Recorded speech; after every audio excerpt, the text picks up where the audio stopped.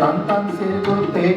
बहादुर धन धन श्री गुरु तेग बहादुर धन धन श्री गुरु तेग बहादुर धन धन श्री गुरु तेग बहादुर धन धन माता गुजर कौर जी धन धन माता गुजर कौर जी धन धन माता गुजर कौर जी धन धन माता गुजर कौर धन धन माता गुजर कौर जी धन धन माता गुजर कौर जी धन धन माता गुजर कौर जी धन धन माता गुजर कौर जी धन धन बाबा जीत सिंह जी धन धन बाबा जीत सिंह जी धन धन बाबा जीत सिंह जी धन धन बाबा जीत सिंह जी धन धन बाबा जीत सिंह जी धन धन बाबा जीत सिंह जी धन धन बाबा जीत सिंह जी धन धन बाबा जीत सिंह जी धन धन बाबा जुझार सिंह जी धन धन बाबा जुझार सिंह जी धन धन बाबा जुझार सिंह जी धन धन बाबा जुझार सिंह जी धन धन बाबा जोरावर सिंह जी धन धन बाबा जोरावर सिंह जी धन धन बाबा जोरावर सिंह जी धन धन बाबा जोरावर सिंह जी धन धन बाबा फतेह सिंह जी धन धन बाबा फतेह सिंह जी धन धन बाबा फतेह सिंह जी धन धन बाबा फतेह सिंह जी धन धन बाबा फतेह सिंह जी धन धन बाबा फतेह सिंह जी धन धन बाबा फतेह सिंह जी धन धन बाबा फतेह सिंह जी धन धन श्री गुरु गोबिंद सिंह जी धन धन श्री गुरु गोबिंद सिंह जी धन धन श्री गुरु गोबिंद सिंह जी धन धन श्री गुरु गोबिंद सिंह जी धन धन श्री गुरु गोबिंद सिंह जी धन धन श्री गुरु गोबिंद सिंह जी धन धन श्री गुरु गोबिंद सिंह जी धन धन श्री गुरु गोबिंद सिंह जी धन धन श्री गुरु गोबिंद सिंह जी धन धन श्री गुरु गोबिंद सिंह जी धन धन श्री गुरु गोबिंद सिंह जी धन धन श्री गुरु गोबिंद सिंह जी धन धन श्री गुरु गोबिंद सिंह जी कल की पिता जिन्हां दे परिवार दे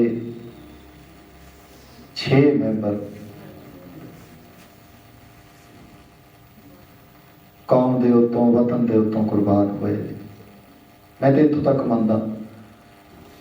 हो सकता है मेरे नाल मिलते जुलते विचार आप जी वालों भी विचों भी किसी दे होण जिहड़ा भी अपने आप नूं हिंदुस्तानी कहंदा है, जिहड़ा भी अपने आप नूं हिंदू कहंदा है, जो सच्चे तौर के उत्ते हिंदू होएगा ना तो अमृत वेले सवेरे उठ के सब तो पहला सीस उहदा गुरु तेग बहादुर साहिब दा पातशाह दे अगे झुकना चाहिए जे सच्चा होएगा तो। इहनूं किसी वरन वाले पासे नहीं लेके जाना क्योंकि उसका कारण सब तो वड्डा यह है तिलक जंजू राखा प्रभ तां का।